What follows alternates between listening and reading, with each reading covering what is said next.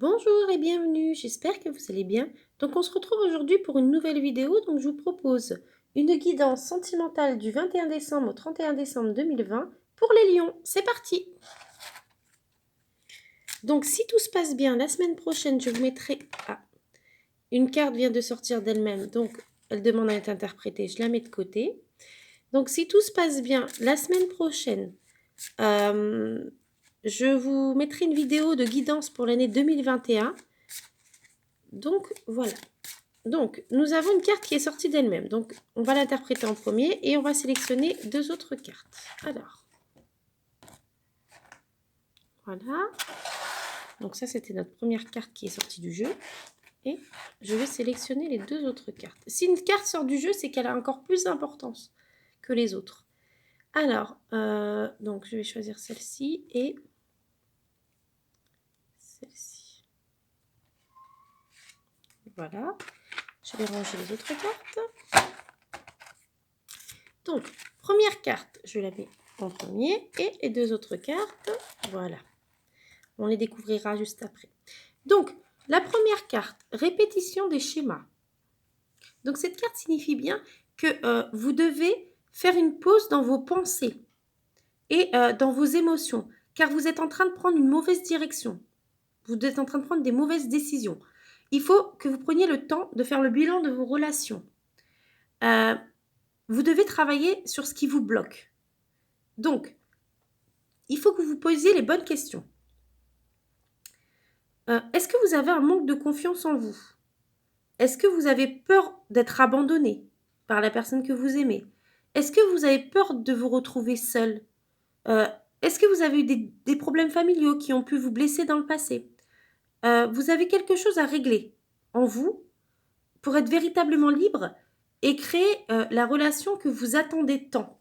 Donc vraiment, il faut essayer de régler ces blocages afin que vous puissiez vivre la relation que vous attendez tant. Voilà pour cette carte. La deuxième, rupture. Oh là là. Donc,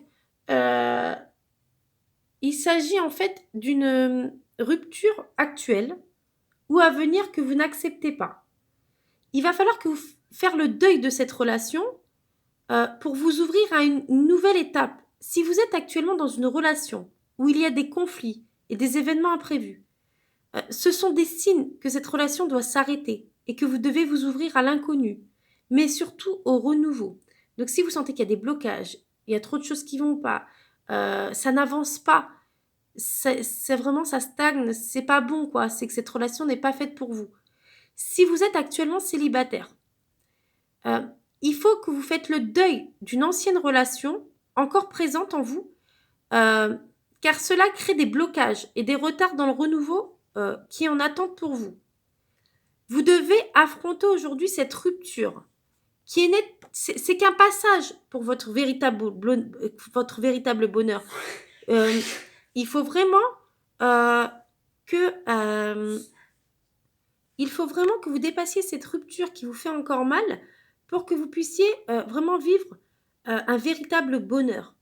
Quand vous aurez accepté ça et traversé cette phase compliquée de votre vie, tout sera beaucoup plus clair et limpide pour vous. Ça, c'est une certitude.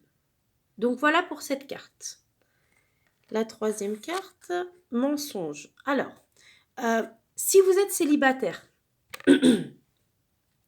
cela signifie que vous êtes encore marqué par des mensonges passés et que vous devez vous en libérer, car cela bloque votre vie sentimentale. Donc, vous voyez, avec l'autre carte, il y a un rapport en fait avec les blocages. Il y a un rapport avec des ruptures peut-être précédentes, des ruptures sentimentales. Vous n'avez pas fait le deuil de certaines relations passées. Il y avait peut-être des mensonges dans ces relations précédentes. Et du coup, ça vous bloque vraiment beaucoup, beaucoup.